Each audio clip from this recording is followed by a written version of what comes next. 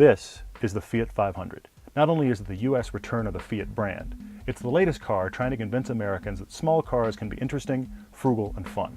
Of course, it's following the lead of BMW's Mini. We needed to bring a third car, so we brought this, the Honda CRZ. These are three very different cars, with remarkably similar stats. It's going to be interesting. This is the 2011 Honda CRZ.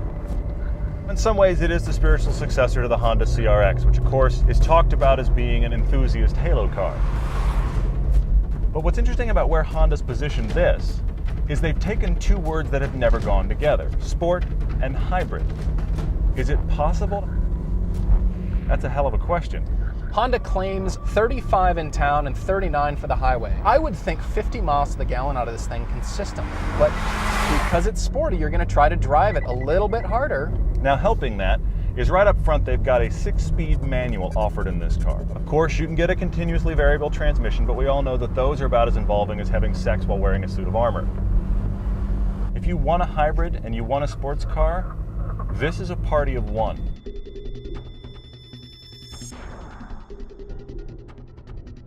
My big theme is compromise. Honda's designers are really trying to balance between sporty and practical. It's very angular and sharp, and there's a lot of styling cues to make the car interesting, but my soul is not stirred looking at this Honda. The front of it feels like a bigger car, and in fact, I think the actual front grille opening is a little too big for a car this small. Now the creases in the side coming up from the front wheel kind of lean the car forward, suggesting it's ready to attack the road, and it works pretty well. But looking at it straight on, the back truncates like they ran out of car. It's very much the successor to the CRX. It's that same hatchback shape. And the styling says sport, but it's practical on the inside. But there's loads of interior space. There's plenty of elbow room, headroom, and the footwell is huge. And I'm liking the seats. They're not amazing, but they're decent. Now in other markets, the CRZ is offering 2 rear seats. In this market, they've just offered 2 plastic cubby holes. They're like skeletons of the seats that you find in other markets. But if you want to fold the whole thing flat, there's an enormous amount of room. I mean, this is almost the exact opposite from the Fiat, which is very clean, staid, and classic looking. This is very busy and futuristic.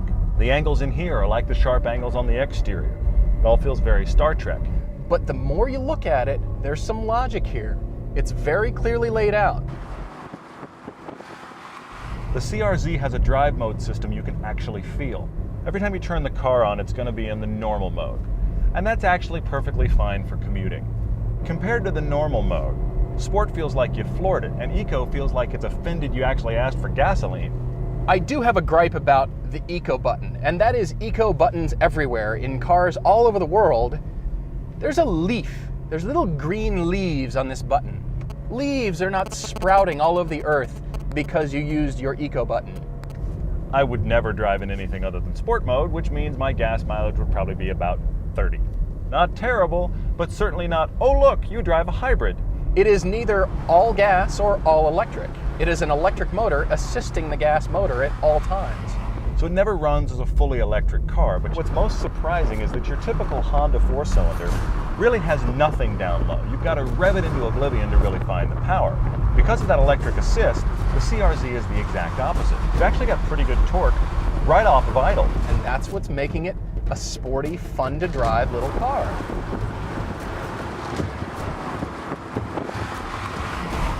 But as soon as you start pushing hard, it's gonna let you down. I feel like I'm wearing welding gloves trying to drive this car.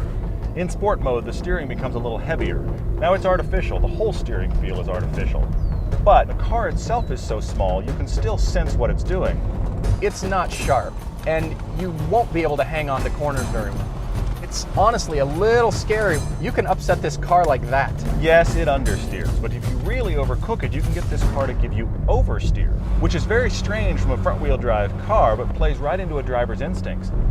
It's not a surprise, you can tell what it's doing. I really like chucking this car around. Who knew this car could be this much fun on a twisty canyon road? Honestly.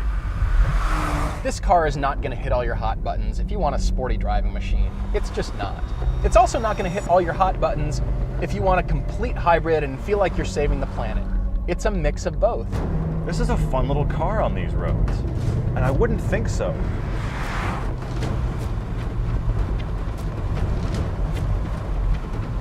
Honda has definitely struck a balance as much as they can. They want some sport, you want some eco.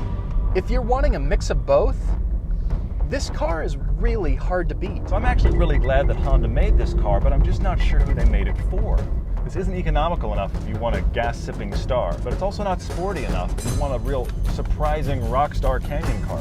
It is a good amount of both. That's a pretty niche buyer.